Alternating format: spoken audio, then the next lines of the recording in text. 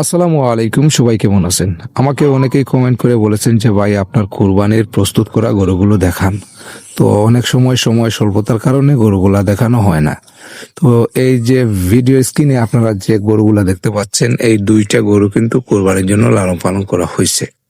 তো এই গরু দুইটা আপনারা দেখতে পাচ্ছেন, একটা হচ্ছে যেটা আমি এখন বর্তমানে যেটাতে আমি হাত বোলাচ্ছি, এটা হচ্ছে আপনার 8 দাঁতের, মানে পুরো বয়স হয়ে গেছে তার। এগুলা শুকনো কিনা হয়েছিল, কিন্তু শুকনো ছোট গরু কিনা হয়েছিল। এগুলাকে আস্তে আস্তে কিন্তু মোটা করা হয়েছে।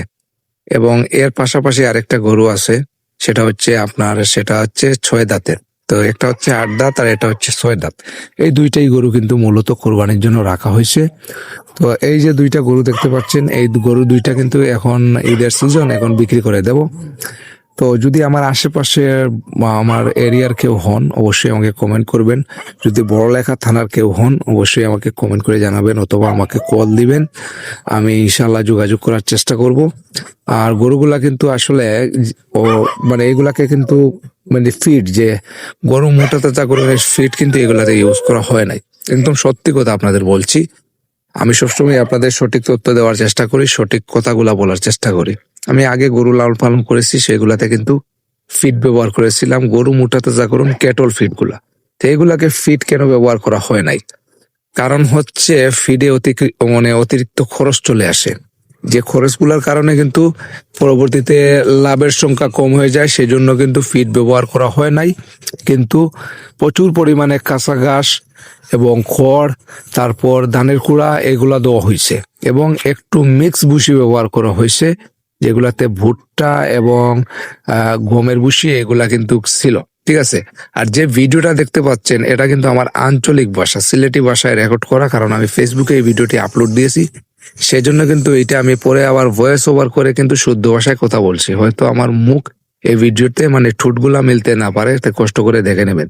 তো বিষয়টা হচ্ছে গরু মোটা তাজাকরণের ক্ষেত্রে আসলে অনেক সময় দেখা যায় যে ফিড খাওয়ালে গরু খুবই তাড়াতাড়ি মোটা তাজা হয়ে যায়, কিন্তু খরচ অতিরিক্ত চলে আসে। আর যদি ব্রয়লার ফিড হয়, ব্রয়লার ফিডের ক্ষেত্রে হচ্ছে গরুকে খাওয়ানোর ফলে গরুগুলা হাটে নেওয়া কিন্তু প্রচুর কষ্টকর হয়ে যায়। ওইগুলা হাটে নেওয়ার সময় হাঁপায়, তারপর হচ্ছে গরুর অনেক ধরনের ক্ষতি হয়। আর অনেক সময় দেখা যায় যে ওই ব্রয়লার ফিডের কারণে গরুগুলা রোগাক্রান্ত হয়ে মারা যায়। এই রিস্কটা কিন্তু আমার মতো একজন সতর্ক মানুষ কখনোই নিতে চাইবে না।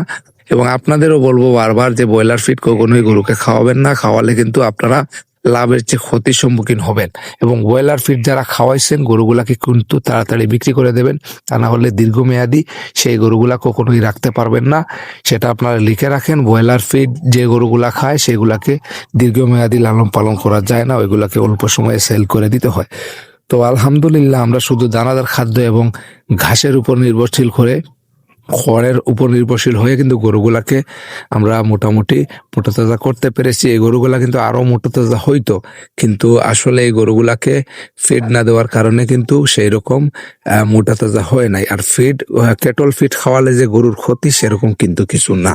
কেটল ফিড খাওয়ালে গরুর কোনো ক্ষতি হয় না, কিন্তু কেটল ফিডে অনেক খরচ আসে, ফিডের অনেক দাম, সেই জন্যই কিন্তু কেটল ফিড আমি খাওয়াই নাই। আমি অল্প খরচে গরুগুলা পালতে চাইছিলাম। আলহামদুলিল্লাহ, আমার ঘাস প্রচুর লাগছে, তাই কিন্তু আমি গরুগুলা পালতে পারছি। প্রচুর পরিমাণে ঘাস ছিল, এখনো ঘাস আছে। এই গরুগুলা কিন্তু এই ঘাসগুলা শেষ করতে পারে নাই, প্রচুর পরিমাণে ঘাস আছে এখন।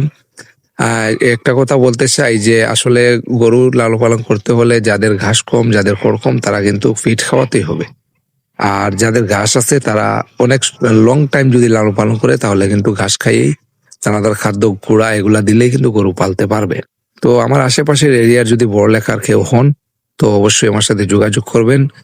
ডেসক্রিপশনে মোবাইল নাম্বার দেওয়া থাকবে, ওই নাম্বারে কল করবেন। আশা করি যোগাযোগ করব।